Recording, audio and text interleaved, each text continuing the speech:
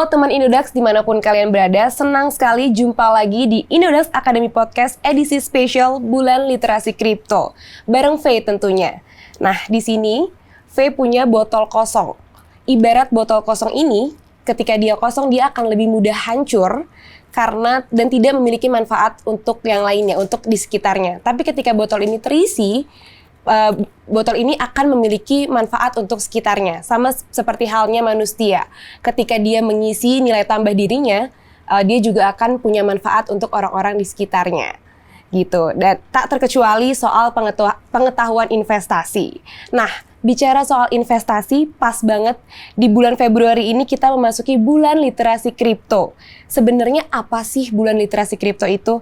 Kita akan ngobrol tentang bulan literasi kripto dari A sampai Z, dan tentunya Faye nggak sendirian. Hari ini Faye akan mengundang CEO kita, CEO dari Indodax, Mr. Oscar Darmawan. Halo Pak Oscar. Halo Faye, thank you banget diundang lagi untuk bicara di sini. Senang sekali Faye undang. Khususnya buat kali ini kan bulan literasi kripto ya. Betul banget Pak Oscar. Nah, kita mau nanya-nanya nih Pak, dari A sampai Z sama Pak Oscar. Berhubung lagi bulan literasi kripto yang bekerja sama dengan Bapepti di bulan Februari ini. Sebagai pelaku industri, apa sih harapan Pak Oscar, Pak? Menurut saya ini suatu yang luar biasa sih, terobosan luar biasa, menjadikan salah satu khusus bulan spesial ini sebagai bulan penuh edukasi dengan kripto ya. Itu kan suatu program yang digaungkan oleh Bapepti. Dan spesialnya berbarengan dengan ulang tahun kita nih. Betul ulang tahun banget. Indodax kan juga di Februari. Di Februari. Ya, pas banget ya Pak. Pas banget. Jadi kesannya seperti bulan ini lahir bersama dengan Indodax. Seru, aku setuju banget. Bener-bener. Kalau harapan saya pribadi, saya berharap kalau ini sesuatu yang kita lakukan setiap tahun. Dan harapannya dengan adanya bulan literasi kripto ini ikut meningkatkan edukasi dan literasi daripada para trader yang ada di Indonesia. Karena trader di Indonesia cukup banyak ya. 16 juta orang. Tapi dari 16 juta orang itu saya percaya tidak semua yang menguasai dengan benar materi-materinya. Jadi harapannya dengan adanya bulan literasi kripto ini ikut membuat seluruh pelaku industri kripto memberikan edukasi. Dengan itu harapannya makin banyak orang yang cuan dari aset kripto. Makin banyak orang yang cuan dan mengerti tentang edukasinya gitu ya Pak Oscar ya. Apalagi sekarang kan mayoritas tuh yang berinvestasi tuh lebih banyak kaum Gen Z dan milenial, lebih muda lagi gitu ya. Karena mereka kan orang-orang yang anak-anak yang high risk taker ya, lebih berani mengambil resiko dan biasanya lebih peluang suksesnya lebih besar. Lebih muda juga, lebih fresh gitu pikirannya. Ya. Nah, kurang lebih nih 1 dekade nih kripto hadir di Indonesia, Pak Oscar. Gimana pandangan Pak Oscar terhadap perkembangan kripto dan ekosistem turunannya hingga tahun 2023 ini, Pak? Sampai tahun 2023 ini kita bisa ngelihat banyak sekali perubahannya. Dulu pada awal-awalnya Indodax kita berdiri di tahun 2013-2014 silam, kita melihat kalau kripto ini kan masih belum banyak dikenal orang. Kalau bicara kripto, bicara Bitcoin, semua orang mengira kita bicara MLM. Sekarang kalau kita dari tahun 2023 ini, kita bicara mengenai Bitcoin, mengenai Ethereum, mereka langsung tahu, oh itu salah satu kripto ya gitu. Nah ini berarti suatu lompatan, sudah ada lompatan. Ya untunglah ya, karena sudah hampir 10 tahun kalau masih orang nggak ngerti sama sekali tentang kripto. Nggak ada perkembangan. Berarti artinya stuck itu perkembangannya. Tapi kita bisa melihat di Indonesia salah satu negara yang catching up dengan cepat teknologi ini. Ya, jadi ini sesuatu yang saya rasa cukup positif di Indonesia. Tapi memang nggak bisa dibantah kalau Indonesia ini masih banyak yang berupa trader aja. Secara jumlah engineer yang bermain di blockchain atau jumlah para pelaku di industri kriptonya masih sedikit kurang. Tapi nggak apa-apa, saya percaya kita juga akan catching up dengan itu. Kita bisa melihat sekarang belakangan ini setahun terakhir engineer di blockchain ternyata makin banyak kok. Makin banyak dan lambat laun kita juga akan bisa mengejar itu. Apakah tingginya trader di Indonesia itu karena kurangnya literasi terhadap pengetahuan blockchain dan kripto, Pak? Atau gimana? Enggak juga. Kalau kita bicara mengenai apakah mereka tahu, saya kira mereka tahu semuanya. Tapi apakah mereka mengetahui secara dalam? Nah, itu yang pertanyaan yang berbeda. Jadi banyak orang yang tahu sedikit-sedikit, tapi nggak terlalu banyak yang benar-benar menekuni. Gitu. Nah harapannya dengan adanya literasi ini kan mereka jadi lebih tahu teknik-tekniknya, dan harapannya dengan itu kalau mereka mencoba trading bisa lebih profit. Karena kalau kita sudah tahu skillnya, sudah tahu alat perangnya, kan jadi lebih mungkin bisa memenangkan pertempuran. Benar. Apalagi nih literasi ini penting juga untuk pemula ya Pak Oscar. Ya. Pastinya. Yang mau join investasi digital ini dengan aset kripto. Apa sih Pak Oscar 3 poin utama nih yang mereka harus pahami agar nggak salah langkah gitu berinvestasinya di aset kripto ini? Saya kira kalau kita bicara mengenai 3 poin yang harus diketahui ya. Yang pertama, kita harus tahu bahwa aset kripto ini adalah sebuah aset digital yang beresiko tinggi. Tinggi, oke. Ya. Bukan kita bicara risiko tinggi ini dalam arti ini bisa untung besar dan bisa rugi juga. Jadi nggak ada di dalam kripto namanya sudah pasti untung, itu nggak ada. Karena di sini kita bisa trading, bisa untung, bisa rugi. Yang kedua yang harus diketahui oleh para trader aset kripto, yang kedua itu mengenai aset kripto ini adalah hampir sebagian besar asetnya berbasiskan demand dan supply dalam proses pembentukan harganya. Ya. Jadi tidak ada pihak yang mengatur harganya. Rata-rata untuk proses pengaturan harga diserahkan kepada market. Jadi bahkan pemiliknya Indodax, shareholder Indodax, atau saya sendiri sebagai CEO-nya, kita nggak bisa mengatur harga di dalam Bitcoin misalnya, atau mengatur harga di dalam Ethereum. Ya. Kenapa? Karena ini semua bergerak berdasarkan demand dan supply. Ya, jadi kalau ada orang yang tanya sama saya, kenapa sih harganya turun terus? Saya juga akan menjawab, saya juga nggak tahu gitu. Tapi kadang-kadang kalau kita sudah memahami teori-teori dan cara-caranya, kita akan bisa mengerti pattern-patternnya. Tapi bukan berarti kita mengerti patternnya, kita bisa tahu persis kapan harga akan naik dan kapan harganya turun. Nggak selalu untung juga. Nggak selalu untung juga. Yang ketiga yang harus kita ketahui, project blockchain, project crypto itu banyak yang adalah project eksperimen. Ya. Ini ada project yang belum mature. Jadi artinya project-project ini banyak yang tahapnya masih pengembangan. Makanya di sini ada banyak opportunity, ada banyak kesempatan. Karena marketnya belum mature, itu artinya Anda bisa memanfaatkan, memilih-milih project yang bagus, sehingga Anda mendapatkan capital gain. Kalau project sudah benar-benar mature, biasanya kesempatan akan banyak yang hilang.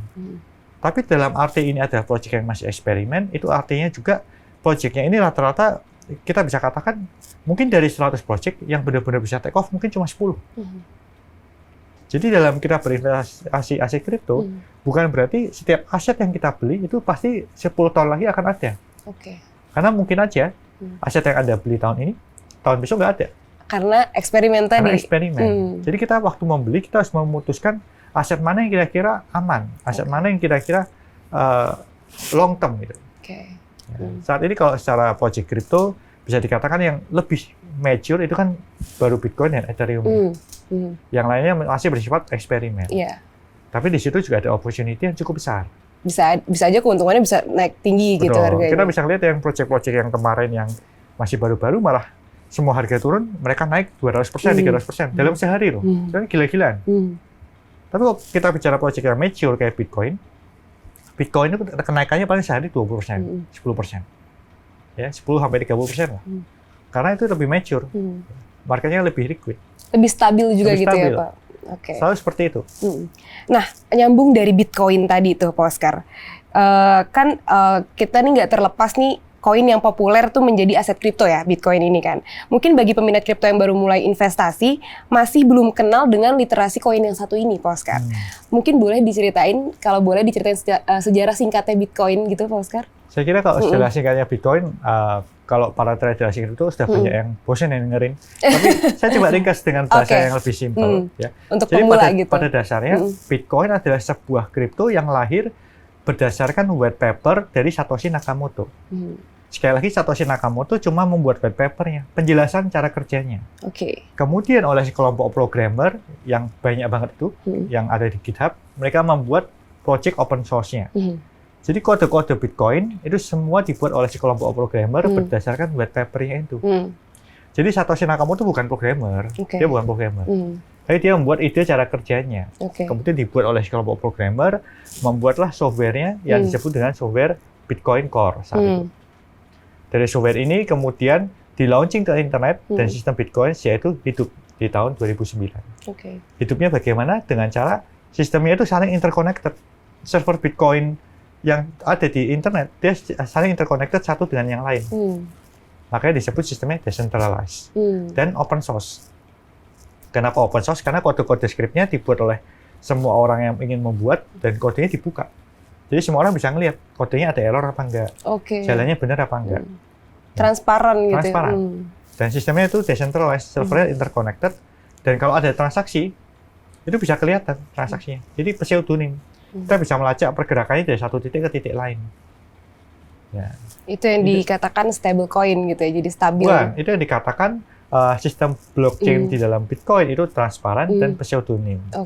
Tapi kalau proses pembentukan harganya bukan seperti stablecoin, proses pembentukan harganya berdasarkan demand dan supply. Jadi supply yang ada di market untuk Bitcoin versus dengan demand yang ada, terbentuklah harga. Nah, proses pengeluaran supply daripada Bitcoin disebut dengan mining Bitcoin. Mining Bitcoin, oke. Oke, Pak Oscar. Nah, saat ini nih kayak yang tadi Faye mention di awal, kalau misalkan masyarakat kita nih yang berinvestasi terhadap kripto gitu ya, mayoritas tuh dari umur 18 hingga 35 tahun gitu, Pak Oscar. Jadi kayak Gen Z dan millennials gitu. Menurut Pak Oscar nih, gimana caranya mengontrol psikologi mereka gitu agar nggak tergiur karena cuma FOMO gitu. Jadi kayak karena FOMO jadi mau ikutan investasi tapi akhirnya jadi blunder sendiri gitu, Pak Oscar. Saya kira salah satu strategi yang paling manjur adalah pada saat kita mau berinvestasi dalam suatu aset yang dianggap beresiko tinggi, itu uang yang kita gunakan adalah uang yang harus siap untuk hilang. Itu golden strategy. Kenapa? Karena kalau kita sudah mengalokasikan uang dan kita sudah siapkan uang ini untuk hilang, contohnya uang untuk jalan-jalan ke coffee shop gitu, itu kan kita pakai nggak pakai juga habis. Ya, itu kita alokasikan buat hilang. Jadi pada saat kita investasi dengan uang itu, pikiran kita, psikologi kita akan lebih tenang. Karena kita udah siap.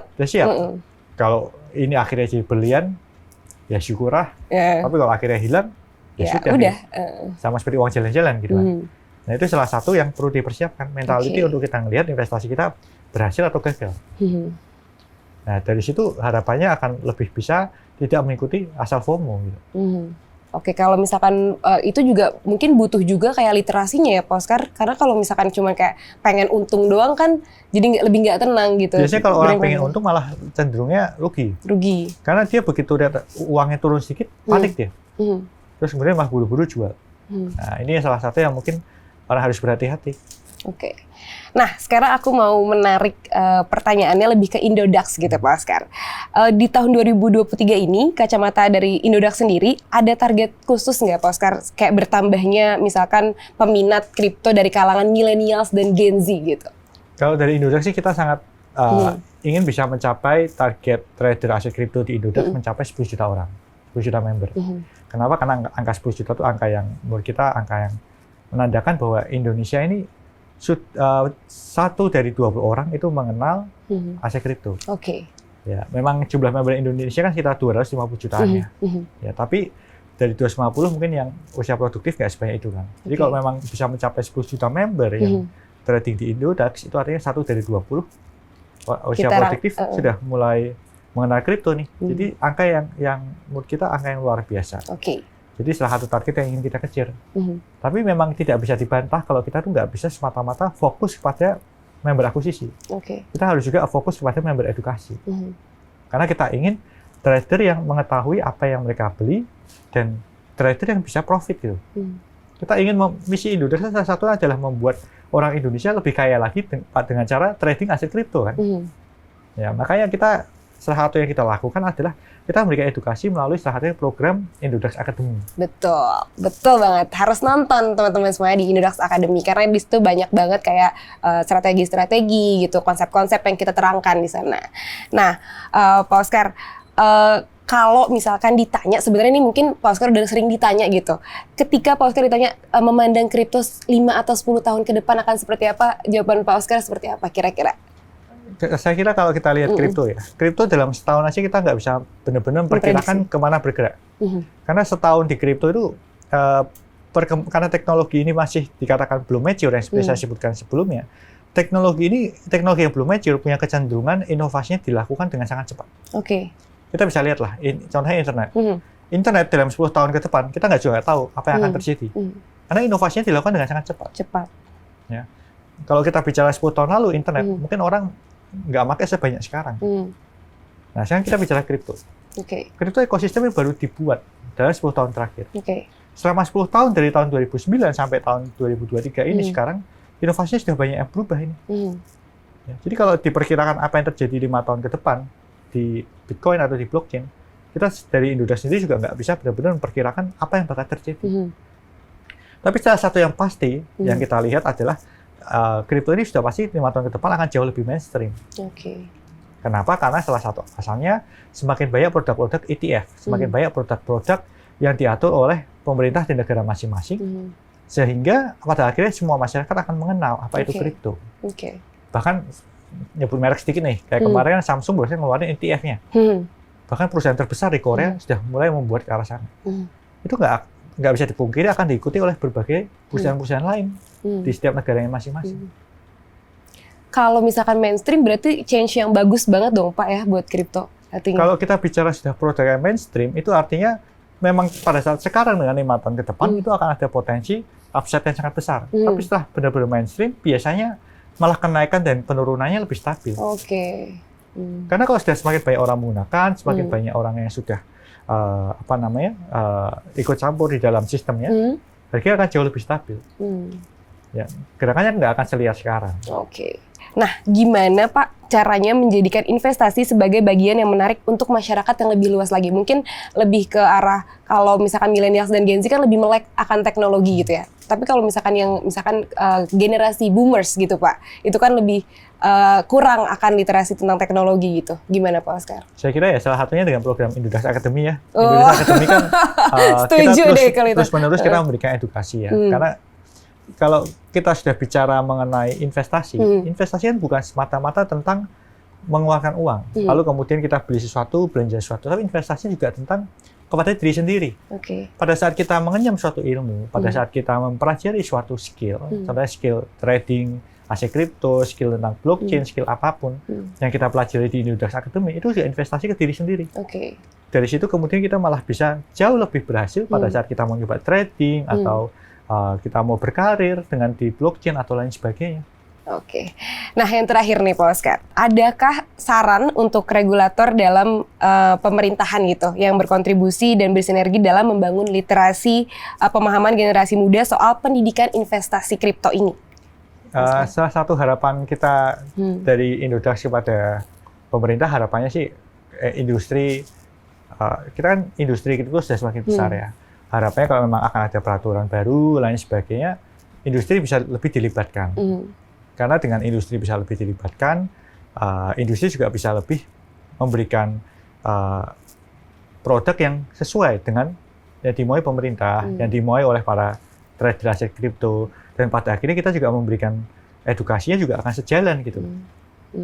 Karena saat ini kalau kita perhatikan 5 tahun terakhir, aturan tentang kripto di Indonesia itu terus berubah dari waktu ke waktu, setiap tahunnya berubah. Kan akhirnya industrinya juga harus terus mengikuti. Kan? Cuma beberapa aturan yang ada sekarang maupun ke depan, kan beberapa kadang-kadang langsung dikeluarkan. Industrinya kaget gitu. Terus kemudian kita dipaksa mengikuti. Tidak berdasarkan diskusi gitu ya Pak? Industri pengennya maju sama-sama. Kita pengen membuat masyarakat Indonesia makin melek teknologi, makin melek dengan blockchain. Ya. Saya kira harapan pemerintah juga sama. Pemerintah pun juga mengharapkan kalau industri ikut berbarengan dengan pemerintah, maju bersama-sama. Ya, maju bersama-sama ya. Bisa sih kita sama-sama bergandengan tangan kita maju untuk mengedukasi masyarakat Indonesia. Soal kripto dan blockchain. Oke deh, menarik banget teman-teman Indodax semua. Kalau kita dengar mungkin ada yang mencatat gitu obrolan kita ya. Nah, thank you so much untuk Pak Oscar udah jawab pertanyaan dari Faye. Mungkin mewakili curiosity dari teman-teman Indodax semua. Kalau kata anak Jaksel, Pak Oscar obrolan kita tuh daging semua isinya gitu. Oke deh, nggak kerasa teman-teman, kita udah ada di penghujung Indodax Academy Podcast Bulan Literasi Kripto ini. Semoga perbincangan ini dapat menambah value teman-teman dari Indodax semua untuk investasi khususnya blockchain dan kripto. Akhir kata, Faisenia sign out. Sampai jumpa di episode selanjutnya. Ingat, kalau pepatah bilang tak kenal maka tak sayang, kalau di sini tak kenal maka tak cuan. Bye.